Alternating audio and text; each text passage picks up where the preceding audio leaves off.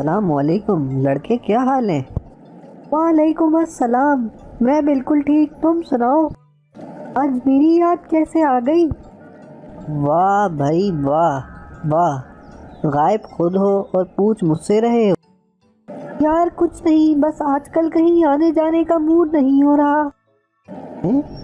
کیا ہوا؟ سب خیریت ہے؟ یار اصل میں زیادہ تر جن لوگوں کے ساتھ میرا اٹھنا بیٹھنا ہے وہ مختلف نئی نئی چیزیں پہنتے، استعمال کرتے اور ڈسکس کرتے ہیں، اور میں ان سب میں اپنے آپ کو بہت تنہا اور چھوٹا محسوس کرتا ہوں۔ تو اس میں ایسی کون سی برائی ہے؟ ان کی اپنی زندگی ہے، تمہاری اپنی زندگی۔ ارے یار تم بھی نہیں سمجھ رہے۔ تو تم تفصیل سے سمجھاؤ نا۔ دیکھو، جیسے آج کل فیشن چلا ہوا تھا کہ بائکس کروانے کا، سارے لڑکوں نے کروائے مگر میں نے نہیں۔ تو تمہیں منع کس نے کیا تھا کروانے سے؟ کروا لیتے۔ کسی نے نہیں، بس میرا خود دل نہیں چاہتا کروانے کا، اور ساتھ ساتھ سب کو کرتا دیکھ کر عجیب سا بھی لگتا ہے۔ پڑ گیا مجھے دل کا دورہ۔ اسی طرح سب دوست اس دن انڈر ٹیکر جیسا لانگ کوٹ پہن کر گھوم رہے تھے، لیکن میں نے نہیں پہنا۔ دیکھو بھائی، میں تمہیں کہہ چکا ہوں کہ تم جیسے ہو ویسے ہی ٹھیک ہے، اپنے آپ میں خوش رہنا سیکھو۔ لیکن جس پرابلم کا تم ذکر کر رہے ہو اس کے لیے میرے پاس ایک آئیڈیا ہے۔ یس یس یس، جلدی بتاؤ۔ تو نہ تمہارے دادا کے پاس چلیں اس حوالے سے رہنمائی لینے کے لیے۔ واہ، تم نے تو بڑی کام کی بات کری۔ میری امی کہتی ہیں جو پریشانی خود سے حل نہ ہو رہی ہو وہ کسی علم والے سے پوچھ لینی چاہیے۔ تو چلو لیٹس گو۔ السلام علیکم دادا جی، کیسے ہیں آپ؟ وعلیکم السلام بچوں، آپ لوگ کیسے ہیں اور آج یہاں کیسے آ گئے؟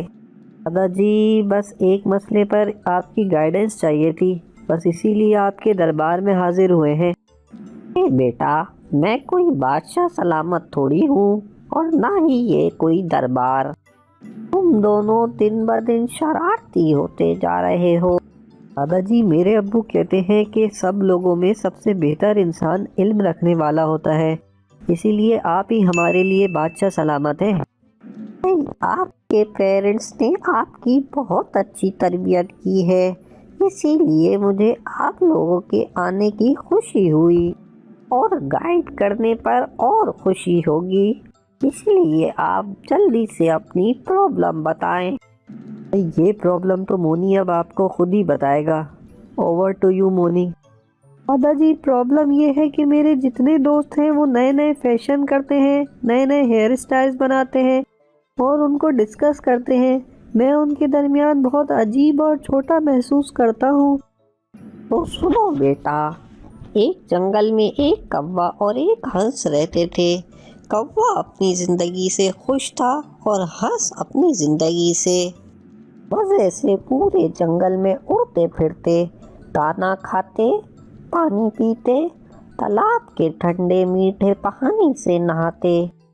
ایک دن ایسا ہوا کہ کچھ لوگ ہنس کو جنگل سے پکڑ کر لے گئے اور چڑیا گھر میں بند کر دیا۔ کوا بھی اپنے دوست کی جدائی برداشت نہ کر سکا اور اس کے پیچھے چڑیا گھر آ گیا۔ اس کو جنگل کے باقی جانوروں نے بہت سمجھایا، انسان تمہیں بھی پکڑ کر پنجرے میں بند کر دیں گے، لیکن وہ نہیں مانا۔ وہ کوا چڑیا گھر پہنچ گیا، وہاں دیکھا کہ ہنس کو ایک پنجرے میں بند کیا گیا ہے اور اس کے سامنے مزے مزے کی کھانے کی چیزیں رکھی ہوئی ہیں۔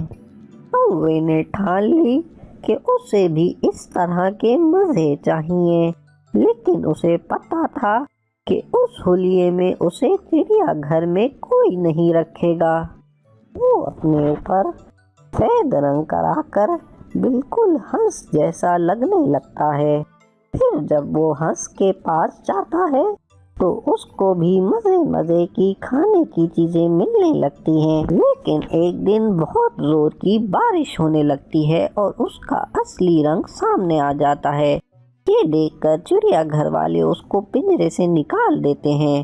پنجرے سے نکلتے ہی شہر کی چیلیں اس کے اوپر حملہ آور ہو جاتی ہیں اور اسے واپس جنگل بھاگنا پڑ جاتا ہے۔ شکریہ دادا جی، آپ نے کہانی کے ذریعے سے پوری بات سمجھا دی۔ بیٹا، اس کہانی سے ہمیں 3 سبق ملتے ہیں۔ انسان کو شکل، عقل اور دوسری نعمتوں پر اللہ کا شکر ادا کرنا چاہیے اور دوسروں کی نقل سے بچنا چاہیے۔ اپنی ویلیوز اور کردار کو مضبوط بنانے کی کوشش کرنی چاہیے اور اسی پہ فخر کرنا چاہیے۔ ہاں، اپنے مخلص دوستوں کو چھوڑ کر نہیں جانا چاہیے، ورنہ کوے کی طرح چیلیں آپ کو ٹھونگے ماریں گی۔